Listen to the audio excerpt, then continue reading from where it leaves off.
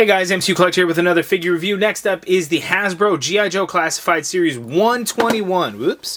121, the Cobra Night-Creeper, and here we have 124, Kim JINX Arashikage. So, a couple of new ones. I had already reviewed Torch a while back, like I think during Comic-Con is when the video had gone up. I had recorded it before, so about a month ago.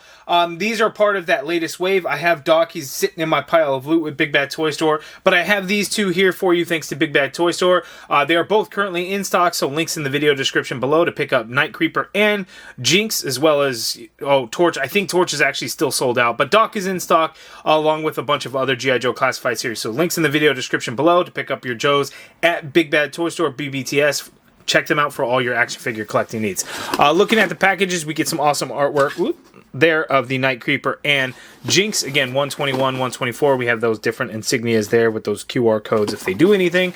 So I'm excited. I like the way the new packaging style looks, but let's go ahead and get these figures out of the box. Okay, so here we have JINX and the Night-Creeper out of the package, and they are fun figures for sure.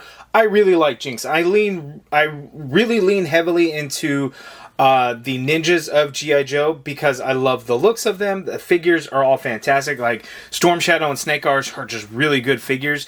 All kinds of troopers and everything like that when it comes to Cobra. The line is fantastic. Again, and arguably the best action figure line out there based on value and everything like that. Articulation is great.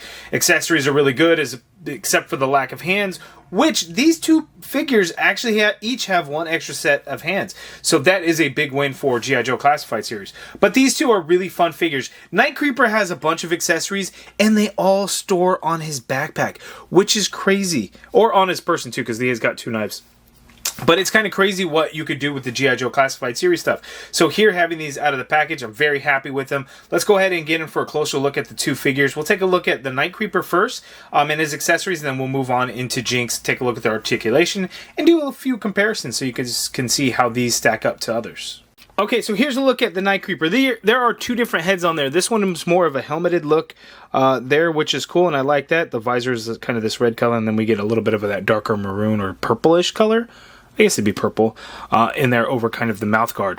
The standard head that comes on the package, as you can see here, pops on there nice and easy. We get to this like silver goggle visor type look that's not going to come off or anything like that. And then the top of the head has a lot of scratches in it and whatnot, but it's kind of this shiny metallic silver metal encasing there, and then just this hood kind of just drapes over his head. So that looks good, but I like the way the other head sculpt looks a little bit more. These types of ninjas are actually, I think I looked it up, they're like Swiss bankers or something that are all trained in like martial arts. What does it say? It actually says they are Swiss bankers. So interesting. They have training in martial arts. So interesting design. They have a lot of high-tech type stuff. So we had some good padding in there. Nice silver color in there for that padding armor that they've got going on there. He's got two knives. As you can see, these two are the same. So they got kind of the angled blade. Ooh, it's all black. So you get see there. And these are sculpted nicely.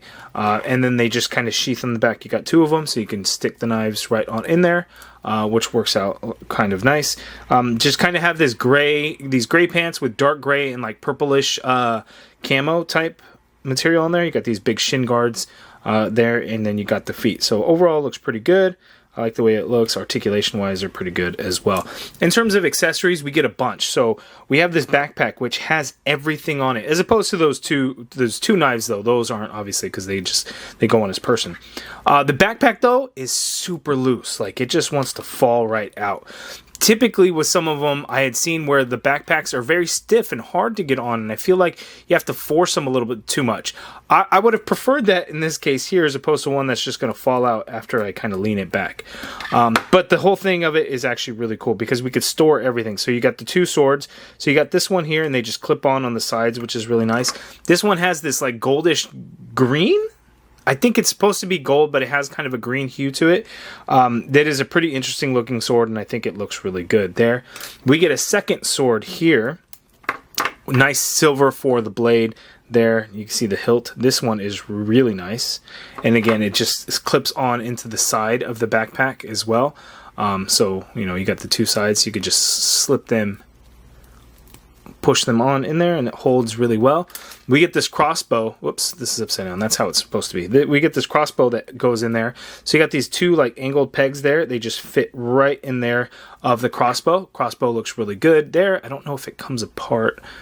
No, it doesn't come apart. It's fairly soft rubber in there. It's not really going to go anywhere. But overall, it looks pretty good. As you can see, there's 4 arrows in there. We do get 1 loose arrow, which I have on the backpack right now. It's the shorter one there on top. Or I guess it's similar in length if I line it up correctly. It's a tad bit shorter, but that clips on there so you can actually store it because it has the extra little clips in there.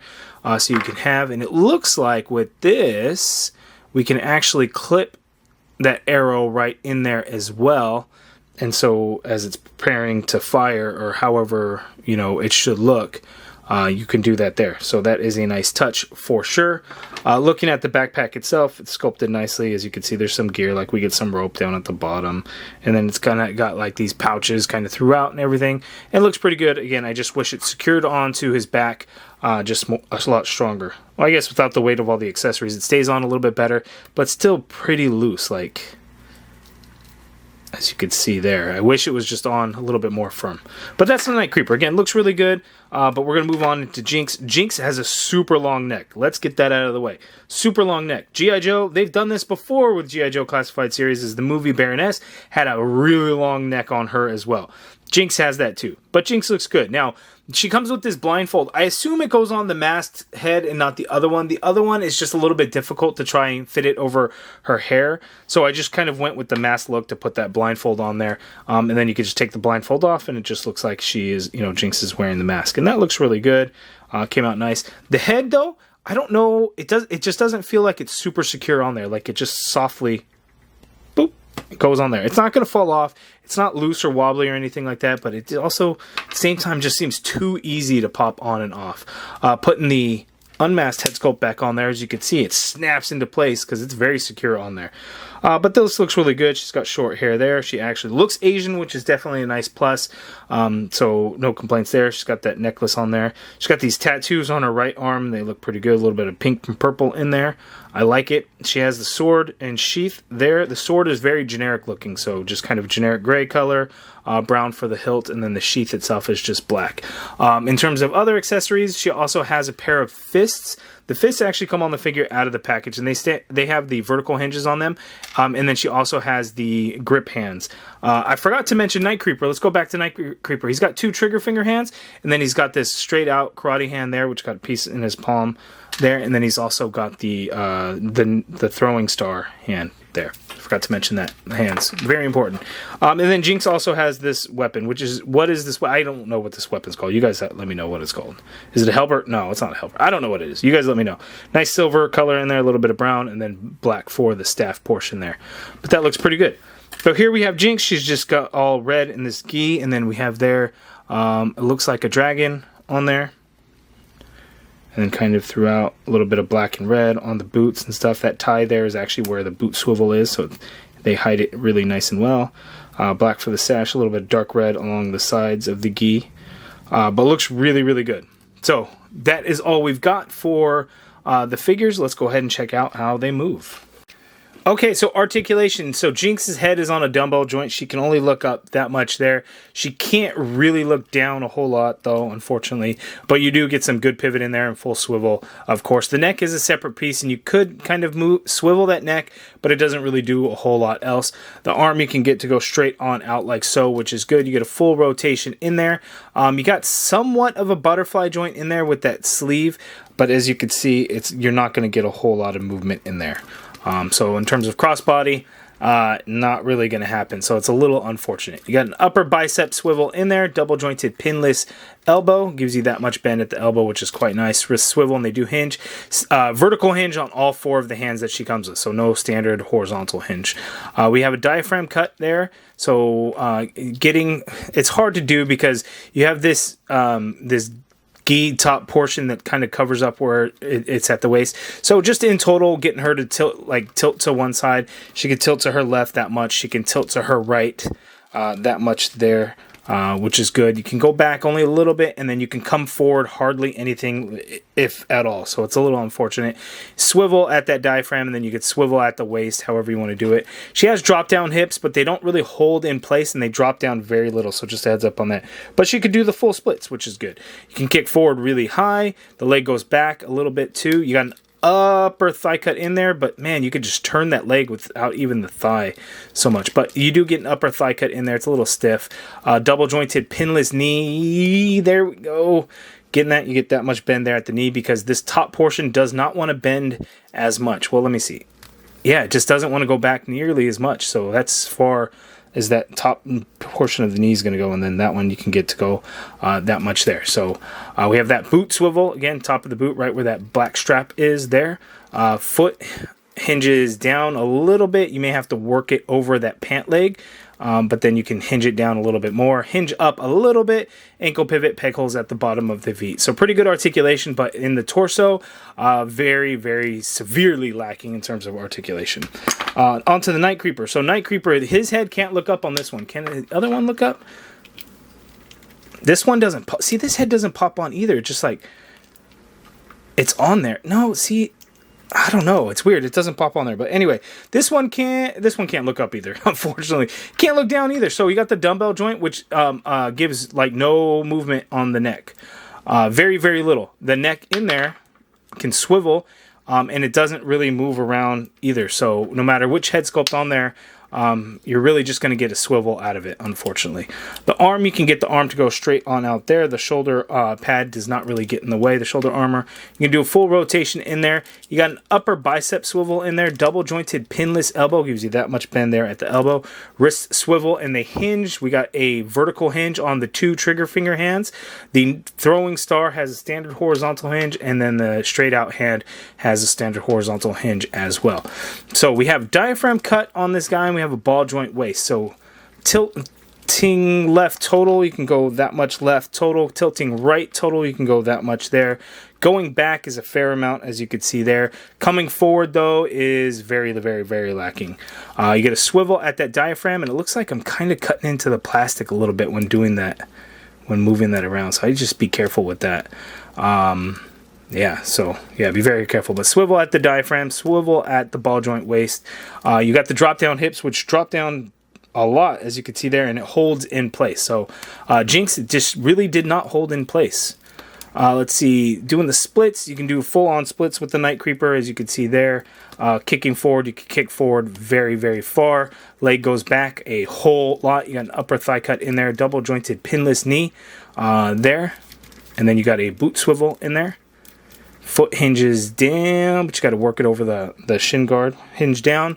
You get some hinge up, not a huge amount. Ankle pivot, peg holes at the bottom of the feet. So pretty good articulation just in the torso. It is severely lacking. Like lacking, not great. Okay, so here we have the side-by-side comparison. So we got our Snake Eyes, we have our Storm Shadow. So JINX being kind of the apprentice to Snake Eyes, and then you have cousin to Storm Shadow. There we have different ninjas. We did get red ninjas and blue ninjas also in the classified series line. I did not bring those out. But here let's throw in the Night Creeper because he is another form of a ninja. There, he's not part of the Arashikage clan or no affiliate or ties to it. But hey, he is a ninja nonetheless. So there we have Snake Eyes, Storm Shadow, and the Cobra Night Creeper. Okay, so there we have the G.I. Joe Classified Series number 121, Cobra Night Creeper, and the 124, Kim Arashikage, or JINX. Two really good figures. JINX was probably the one that I was most excited for in this wave. Dot comes with some awesome accessories also, but I don't know when I'm going to quite ship out my pile of loot, probably not till the end of the month. But Night Creeper is also a really fun addition, gives us a few more ninja options, gives us some more troop building options when it comes to Cobra. Even though we have so many, we continue to do it, but really that's what Cobra is all about, right? It's going to be all about those army troop builder figures that we got, whether it's the bats, whether it's the ninjas, the blue ninjas, the red ninjas, whether it's the Vipers, the Alley Vipers, the Troopers, all of those. We have so many, but I'm loving them all. Again, G.I. Joe Classified Series is such an awesome line. You guys let me know down in the comments below, what do you think of this JINX figure? What do you think of the Night-Creeper figure? Make sure to check out Big Bad Toy Store for all your action figure needs, including G.I. Joe Classified Series. They have a bunch of them in stock now, a lot of the new ones too, so make sure to head to bigbadtoystore.com to take a look. Links in the video description below for these two figures in particular if you're looking to pick these up, because they are in stock now. If you guys like this video, please do me a favor and hit that thumbs up button. Subscribe if you haven't already done so. And as always, thank you for watching.